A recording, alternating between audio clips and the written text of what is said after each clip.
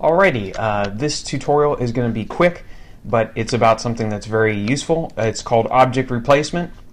So let's go ahead and get started. I'm going to create a null object, and I'm going to edit this null object so that so you can see it better. I'll give it an item shape. I'll make it look like a big box, and then I'll go ahead and animate it a little bit.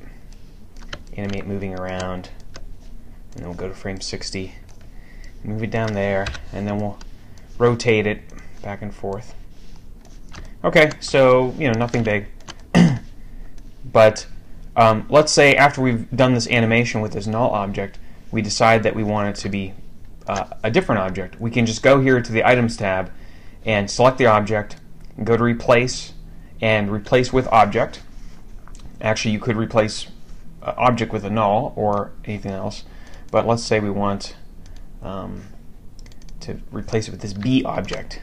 So now, as you can see, the animation is still on the object, and everything that was transformed. Of course, this B is a much, let me scale him down so we can see this better. The B was originally much larger, so you'll have to take that kind of thing into account. But I was able to animate one object and replace it with another. So if I want this to all of a sudden, if someone comes in and says, no, we don't want a bee, we want a cat instead, well, there you go. Now you've got a cat instead of a bee. And I'm going to show you how easy it is to modify things in Lightwave. I'll hit Control-C to copy, to clone, I mean. And then I'll go to Modify, and I'll go to Move Motion Path. Now I have two kitties.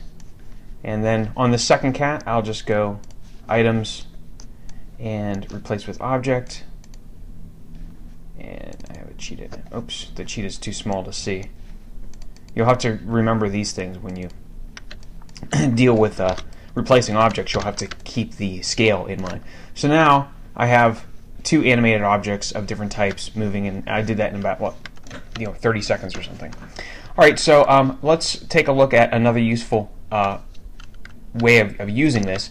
And here's Darth Vader, and as you can see, it's the full object. He's got his cape on and everything like that. And let's go ahead and I'll keyframe everything on him here. All right, and then I'll go to frame 30, and then I'll do some more keyframes on here. I'll animate him.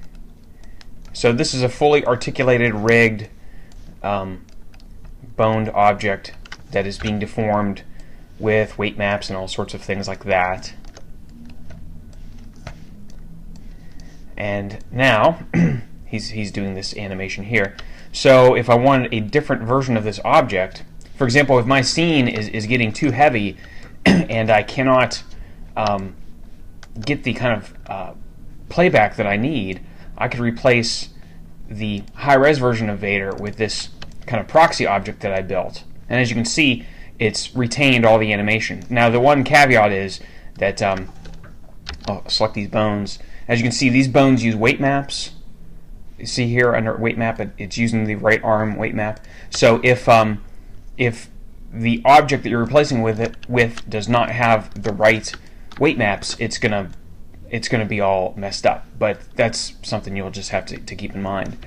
But this is very powerful. What you would actually use this for is the opposite way. You would usually animate your scene with the low-res object, and then you would replace it with the high-res object later on. I would replace it with Vader Final, and now so I would be able to animate very smoothly and efficiently with the low-res object, and then later on, right before I'm ready to render something, I can replace it with Darth Vader. And as you can see, all the animation, everything is staying on there. As long as these objects are basically the same and they use the same weight maps, you should not have too many troubles using object replacement.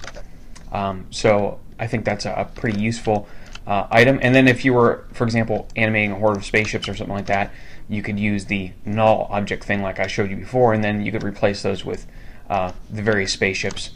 And it's pretty neat because you don't have to you could go ahead and animate one character and then just swap it out for another right before you go to render.